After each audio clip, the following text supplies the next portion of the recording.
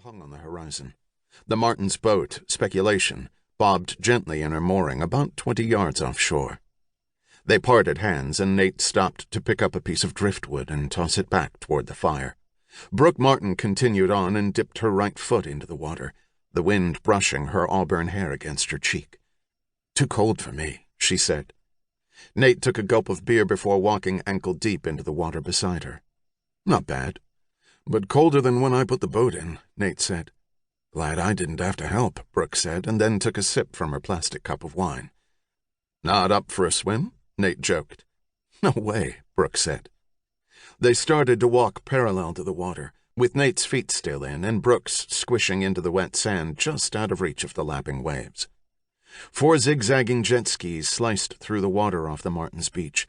2 were driven by women in bikinis and the other 2 by men. They weren't wearing life jackets, which usually meant these were summer folk who spent June, July, and August in one of the beach castles, smoking weed in mass quantities. These 4 were probably already baked.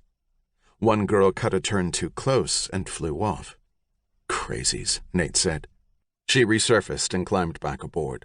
Her bikini bottom was really a thong, and her butt cheek slapped against the rubber seat as the jet ski started and took off. "Should they be riding those things this late?" Brooke asked. "No," said Nate. "But who's going to stop them?" They continued to walk as the sound of the jet skis faded. A quarter-mile later, they reached the stretch where the larger homes began. The floodlights on the estate's back decks illuminated the beach like a stage. The Martins turned around. When they arrived at their beach, Nate placed a new log on the fire and sat down in his lawn chair. Brooke sat down, but then rose, moving her chair a few feet further away from the heat. "What are your plans for tomorrow?" Nate said. "I think I'll lay out. I looked at the weather report, and we're in for a few good days until rain arrives," Brooke said. "Then I'll probably go to the bookstore." Her voice trailed off. She gathered her thoughts for a moment. "We need to make love the next 4 nights." "Okay," Nate said. "You could work up a little enthusiasm," Brooke said.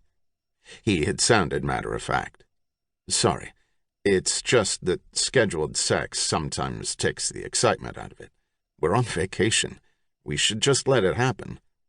So you get to have your strict workout regime every day. But when I mention a specific time that we need to make love in order to give us the best chance at conceiving, it's suddenly we're on vacation." She had a point. He thought about trying to angle in with a comment about her obsessive need to clean the house the moment they had arrived earlier today. But as he thought of it, the vision of his freshly cut and edged grass entered his mind. If they really were on vacation, as he had put it, then the lawn being manicured wouldn't be so important to him. Damn. "What's your plan for tomorrow?" she said. A switch of topics, but he knew she was circling. "I'm going to get up, take my run, and then hit the hardware store for a new lock for the boat." "What happened to the lock you keep in the garage?" "It broke today." Nate shrugged.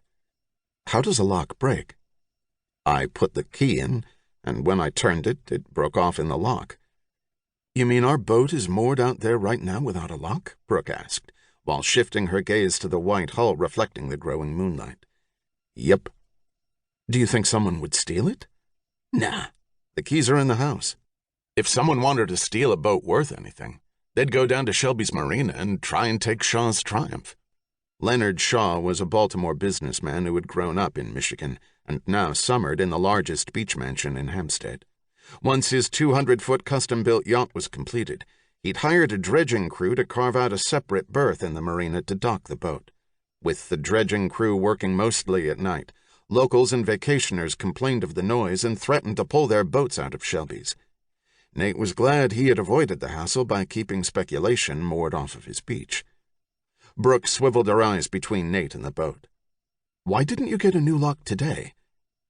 He moved behind her and started to kiss the back of her neck. "We're on vacation. Relax, baby." "Is that a hint? Do you want me to swim out and sleep on board tonight?" "Of course not," Brooke whispered back, enjoying the foreplay. "Are you trying to get a head start on tomorrow night?" "No, just trying to enjoy tonight," Nate said. "Can we concentrate on that?" She leaned her head back, and he kissed her lips. 10 minutes later, the fire started to die.